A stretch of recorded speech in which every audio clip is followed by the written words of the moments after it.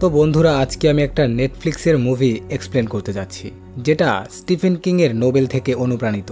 আর আপনারা বুঝতেই পারছেন যে যেখানে স্টিফেন কিং এর নাম এসেছে, ওই মুভিটা অবশ্যই অনেক অসাধারণ হতে চলেছে। এই মুভিটার নাম হচ্ছে 1922, যা একটি চমৎকার মুভি। আপনারা এটিকে নেটফ্লিক্সে গিয়ে দেখে আসতে পারেন। এই মুভিটার IMDb রেটিং হচ্ছে 6.3 আউট অফ 10। তো চলো আমরা সরাসরি মুভির গল্পে চলে যাই। মুভির শুরু 1930 সালে। উইলফ্রেড জেমস নামের একটি ব্যক্তিকে দেখানো হয়, যে কোনো কারণে ভয় পেয়ে শহরের একটি হোটেল রুম বুক করে। সেখানে সে দেওয়াল থেকে কিছু আওয়াজ শুনতে পাচ্ছিল। এরপর সে তার কনফেশন লিখতে বসে। আমরা জানতে পারি যে সে তার অতীতে এমন কিছু করেছে যা থেকে সে এখনো পালাচ্ছে। এখন গল্প 1922 সালে চলে যায়, যেখানে উইলফ্রেড একজন সাধারণ কৃষক ছিল এবং তার স্ত্রী আর্লেট এবং ছেলে হেনরির সাথে সুখে জীবন কাটাচ্ছিল। তার কাছে 80 একরের জমি ছিল, আর তার স্ত্রীর কাছে ছিল 100 একরের জমি, যেটা সে তার বাবার কাছ থেকে পেয়েছিল। আর এই জমি ভবিষ্যতে হেনরির হবে। উইলফ্রেড চাইতো হেনরি তার মতো গর্বিত কৃষক হোক, কারণ সে সময়ে কৃষিকাজ একটা গর্বিত কাজ ছিল। এজন্য সে তাকে কৃষিকাজ শেখাচ্ছিল।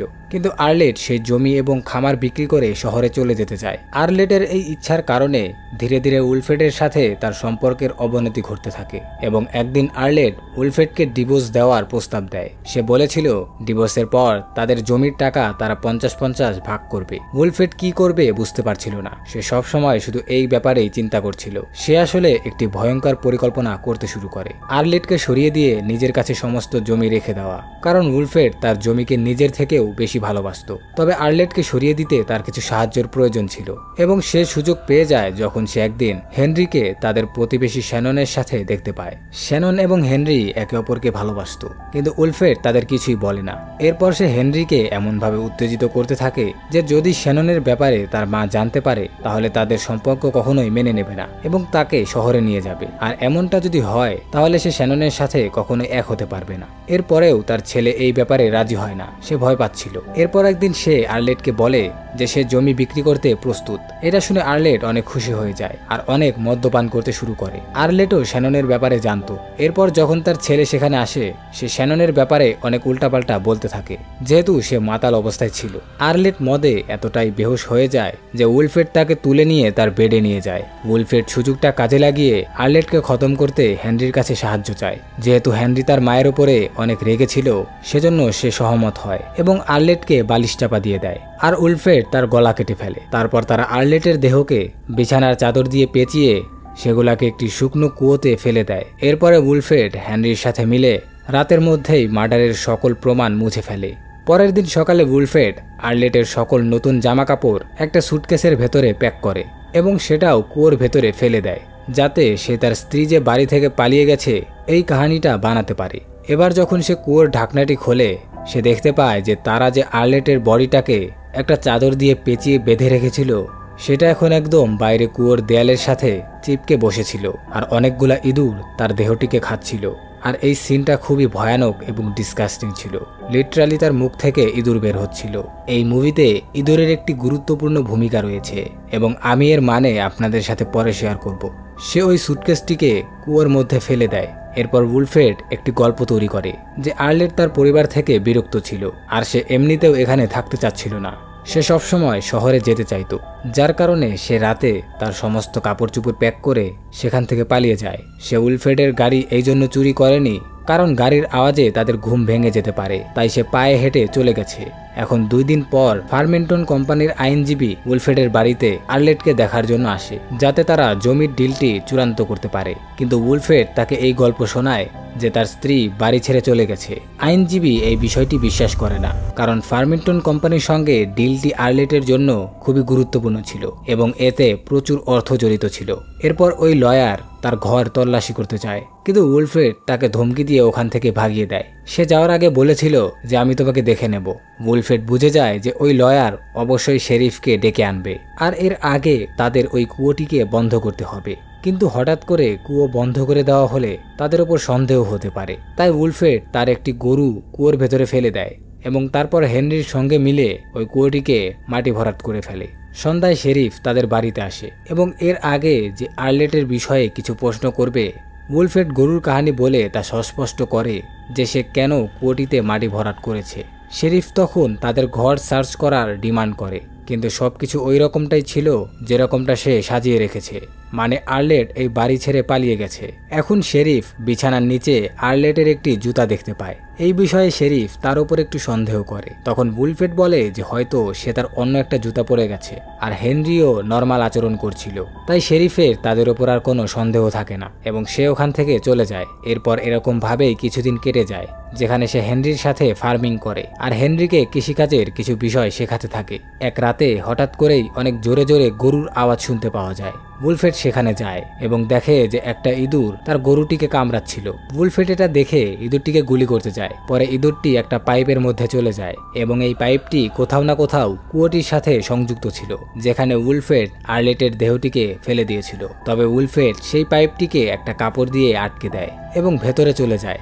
সেখানে সে হঠাৎ করেই তার স্ত্রীর আত্মাকে দেখতে পায়, কিন্তু যখন সে লাইট লাগায় তখন সে দেখে যে ওটা হেনরি ছিল, যে গুলির আওয়াজ শুনতে পেয়ে জেগে উঠেছিল। পরের দিন সকালে উইলফ্রেড সমস্ত পাইপ সিমেন্ট দিয়ে আটকে দেয়। তারপর হেনরি তাকে এসে জানায় যে শ্যানন প্রেগনেন্ট হয়ে গেছে এবং সে তাকে এখন বিয়ে করতে চায়। উইলফ্রেড তাকে বলে যে তার কাছে হেনরিকে দেওয়ার মতো একটা টাকাও নেই, যেটা দিয়ে সে তার নতুন জীবন শুরু করতে পারে। আর তাকে বিয়ে করতে হলে কমসে কম 25 বছর হওয়ার জন্য অপেক্ষা করতে হবে। এখানে হেনরি এবং উইলফ্রেডের মধ্যে কিছু তর্ক বিতর্ক হয়। এরপর হেনরি সেখান থেকে চলে যায়। কিছু সময় পর শ্যাননের বাবা হার্নাল সেখানে চলে আসে এবং উইলফ্রেডকে জানায় যে শ্যাননকে 4 মাসের জন্য শহরে পাঠানো হচ্ছে, যেখানে সে তার পড়াশোনা করবে এবং তার সন্তানের জন্ম দিবে। তারপরে তাকে দত্তক হিসেবে দিয়ে দেওয়া হবে। এই পুরো প্রক্রিয়ায় $300 খরচ হবে, যার অর্ধেক খরচ উইলফ্রেডকে দিতে হবে, কারণ শ্যাননের এই পরিস্থিতির জন্য হেনরি দায়ী ছিল। কিন্তু উইলফ্রেডের আর্থিক অবস্থা দেখে হার্নাল তার কাছে শুধুমাত্র $75 দাবি করে। কিন্তু উইলফ্রেডের কাছে এত টাকা না থাকায় তাদের মধ্যে তর্ক হয় এবং হার্নাল চলে যায়, এটা বলার পর যে উইলফ্রেডকে যেভাবেই হোক এই টাকা দিতে হবে, এমনকি তাকে ব্যাংক থেকে ঋণই কেননা নিতে হয়।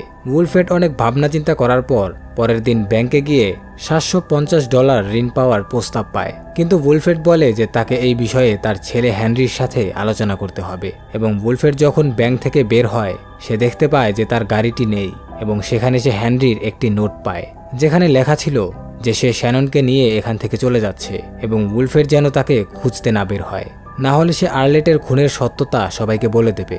এখন উইলফ্রেড একদম একা হয়ে গেছে। তার বারবার আর্লেটের খুনের ফ্ল্যাশব্যাক আসছে এবং হ্যালোসিনেশনও হচ্ছিল।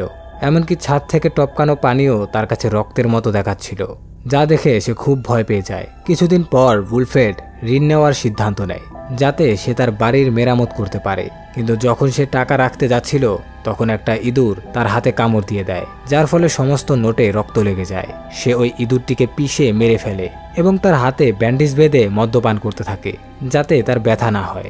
এখন ধীরে ধীরে মৌসুম পরিবর্তন হতে শুরু করে, সেখানে তুষার পড়তে শুরু করে এবং আমরা দেখতে পাই যে উইলফ্রেডের হাতে অনেক ইনফেকশন ছড়িয়ে পড়েছে।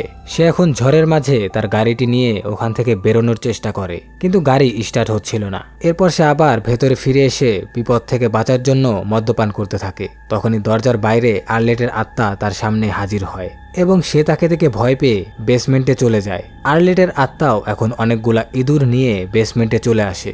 উইলফ্রেড নিজেকে মারার জন্য তার কাছে আবেদন করে, কিন্তু সে তা করে না এবং তার কানে কানে হেনরির সম্পর্কে কিছু বলার চেষ্টা করে, যে কিভাবে তারা সেখান থেকে পালানোর পর কিছুদিন পরে তাদের টাকা শেষ হয়ে যায় এবং তারপর হেনরি লোকজনদের লুট করা শুরু করে। এই সময় সে অনেক লোকের প্রাণও নিয়েছিল এবং শ্যাননও তাকে সমর্থন করছিল। তাদের এসব কারণে তারা সুইট হার্ট ব্র্যান্ডিস নামে পরিচিত হয়ে পড়েছিল এবং সবাই তাদের সম্পর্কে জেনে গিয়েছিল। কিন্তু এমন এক ডাকাতির চেষ্টা করতে গিয়ে শ্যাননের একটি গুলি লেগে যায়। হেনরি তাকে একটা নিরাপদ স্থানে নেওয়ার চেষ্টা করে, কিন্তু চিকিৎসার অভাবে তার মৃত্যু হয়ে যায়। শ্যাননের মৃত্যু হেনরি একদমই সহ্য করতে পারে না এবং শেষ পর্যন্ত সেও মারা যায়। এখন উইলফ্রেডের চোখ খোলে শেরিফের গাড়িতে, যে তাকে অচেতন অবস্থায় হাসপাতালে নিয়ে যাচ্ছিল। উইলফ্রেডের হাতে সংক্রমণ অনেক বেড়ে গিয়েছিল, যার কারণে হাসপাতালে তার একটি হাত কেটে ফেলা হয়েছে, অন্যথায় তা তার পুরো শরীরে ছড়িয়ে পড়ত। এখানে বারবার ইঁদুরের উপস্থিতি তার অপরাধ বোধকে চিহ্নিত করছে, যা তাকে কখনো ছেড়ে যাবে না। আর্লেটের আত্মা তাকে তার ছেলের সাথে কি ঘটেছিল সে সম্পর্কে কিছুই বলেনি, তবে হয়তো সে কোনো সংবাদপত্রের কাটিং বা অন্য কারো কাছ থেকে এসব শুনেছিল। যেহেতু সে অবিরত মদ্যপান করছিল এবং প্রচুর পরিমাণে পিলস নিচ্ছিল, যার ফলে সে হয়তো ভ্রমে ছিল, যার কারণে তার মনে হচ্ছিল যে আর্লেটের আত্মা তাকে এসব বলেছে। হাসপাতালে জ্ঞান ফিরে আসার পর শেরিফ তাকে জানায় যে তারা একটি পচে যাওয়া মহিলার লাশ পেয়েছে, যা আর্লেটের সাথে মিল খাচ্ছে। কিছুদিন আগে তাকে কিছু ডাকাত লুট করেছিল এবং এই ভিত্তিতে শেরিফ আর্লেটের মামলা বন্ধ করে দেয়, কারণ উলফ্রেড যে গল্পটি শেরিফকে বলেছিল তা সবকিছু মিলে যাচ্ছে। ফলে উলফ্রেড তার স্ত্রীর হত্যার অভিযোগ থেকে চিরকালের জন্য মুক্তি পেয়ে যায়। কিছুদিন পরে হেনরির বডিও চিহ্নিত করা হয় এবং উলফ্রেডের কাছে পৌঁছে দেওয়া হয়, অর্থাৎ আর্লেটের আত্মা তাকে যে গল্পটি বলেছিল তা সত্যি হয়ে যায়। উলফ্রেড দেখে যে হেনরির মুখও ইঁদুর অনেক খারাপভাবে খেয়ে ফেলেছে। উলফ্রেড তার ছেলের ফিউনারাল দেয়, কিন্তু এই সময়েও আর্লেটের আত্মা তার পেছন ছাড়ে না। কিছু সময় পরে উলফ্রেডের অবস্থা আরও অনেক বেশি খারাপ হয়ে যায়।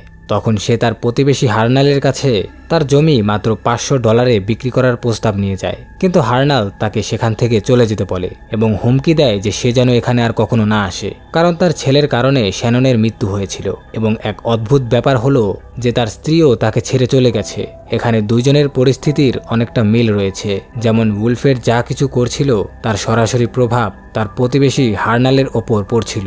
যাই হোক, এখন পুরো বাড়িতে ইঁদুরের অত্যাচার অনেক বেড়ে গিয়েছিল। গল্প এখন কিছু সময়ের জন্য বর্তমান সময়ে চলে আসে এবং আমরা দেখি যে ইঁদুরগুলো এখনও তার পেছন ছাড়েনি এবং তার হোটেল রুমেও অনেক ইঁদুর চলে এসেছে। উলফ্রেড এখন ইঁদুরগুলোকে উপেক্ষা করে তার কনফেশন লিখতে শুরু করে এবং গল্প আবারও অতীতে চলে যায়, অর্থাৎ 1922 সালে। এখানে দেখা যায় উলফ্রেড $750 ঋণ ফেরত দিতে পারেনি, যার ফলে ব্যাংক সেই সম্পত্তি ফার্মিংটন কোম্পানিকে বিক্রি করে দেয়। যদি সে আর্লেটের কথা শুনতো তবে সে আজ মিলিয়নিয়ার হতো। আর্লেট বেঁচে থাকতো, হেনরি ও শ্যাননও বেঁচে থাকতো এবং তাদের সন্তানও তাদের সঙ্গে থাকতো। এরপর সে শহরে চলে যায় এবং দীর্ঘ সময় ধরে একটা কারখানায় কাজ করে, কিন্তু ইঁদুরগুলো তাকে ওখানেও ছেড়ে দেয়নি। ফলে সে কাজটি ছেড়ে দেয়। উলফ্রেড এখন তার বেশিরভাগ সময় মদ্যপানে কাটাতে শুরু করে এবং যখন সে হুঁশে থাকে তখন সে তাদের পরিবারের কাছে গিয়ে ক্ষমা চায় যাদের হেনরি হত্যা করেছিল। অর্থাৎ 1922 সালের পর সে কিছু সময় কাজ করেছে এবং তারপর এরকম ভাবেই তার জীবন কাটছে। আর গল্প এখন আবারও বর্তমান সময়ে চলে আসে, অর্থাৎ হোটেল রুমে। উলফ্রেড এখনও তার অপরাধ বোধ থেকে মুক্তি পায়নি। যদিও তার হত্যাকাণ্ডের মামলা শেষ হয়ে গিয়েছিল, কিন্তু সে আজও তার অপরাধ বোধ থেকে মুক্তি পায়নি। সে এই সমস্ত কিছু তার নোটে কনফেশন করে এবং তখন সেখানে প্রচুর ইঁদুর চলে আসে, যার পর আর্লেট, শ্যানন এবং হেনরি তার রুমে চলে আসে এবং হেনরি উলফ্রেডকে একটি ছুরি দেখিয়ে বলে এটা দ্রুত শেষ হয়ে যাবে, মানে সে খুব দ্রুতই মারা পড়বে। আর এই দৃশ্যের সাথেই আজকের মুভিটা শেষ হয়ে যায়। তো বন্ধুরা, এই ছিল স্টিফেন কিং এর 1922 মুভির কাহিনী। আশা করি আপনাদের এই মুভিটি পছন্দ হয়েছে। এখন যদি আমরা উলফ্রেডের পরিণতি নিয়ে কথা বলি, মুভির মধ্যে কিছু বলা হয়নি, কিন্তু যদি আমরা আসল গল্পের কথা বলি, সেখানে একটি সংবাদপত্রের কাটিং দেওয়া হয়েছিল যে তার মৃত্যু ইঁদুরের কামড়ের কারণে হয়েছিল। এখানে প্রায় একই ধারণা রয়েছে যে তার মৃত্যু ইঁদুরের সংক্রমণের কারণেই হয়েছিল, কারণ অনেক সময় আগে তার শরীরে সংক্রমণ ছড়িয়ে পড়েছিল। তার হাত কেটে ফেলা হলেও তার ভেতরে অপরাধ বোধ এবং সংক্রমণ এখনও ছিল। সে পুরোপুরি মদে ডুবেছিল এবং খুবই বিভ্রান্ত ছিল। সে যে হত্যাকাণ্ডগুলো করেছিল সেখান থেকে সে বেঁচে গিয়েছিল, কিন্তু তার অপরাধ বোধ কখনো তাকে ছেড়ে যায়নি এবং শেষে যা কিছু ঘটেছিল তার শাস্তি তাকে ভোগ করতে হয়েছিল। যদি সে আর্লেটের কথা শুনতো অথবা তাকে না মেরে ফেলতো তবে আজ সে বাঁচতে পারত। আর যে জমির জন্য ফার্মিংটন কোম্পানি $1,000,000 দিতে প্রস্তুত ছিল, পরে সে তার জন্য কোনো টাকাই পায়নি। যাই হোক বন্ধুরা, আপনাদের যদি এই মুভিটি ভালো লেগে থাকে তাহলে একটা লাইক করে দিবেন। আর যেহেতু আমাদের চ্যানেলটি খুবই নতুন, তাই একটা সাবস্ক্রাইব করে দিতেই পারেন। দেখা হচ্ছে নতুন কোনো ভিডিওতে। সবাই ভালো থাকবেন। আল্লাহ হাফেজ।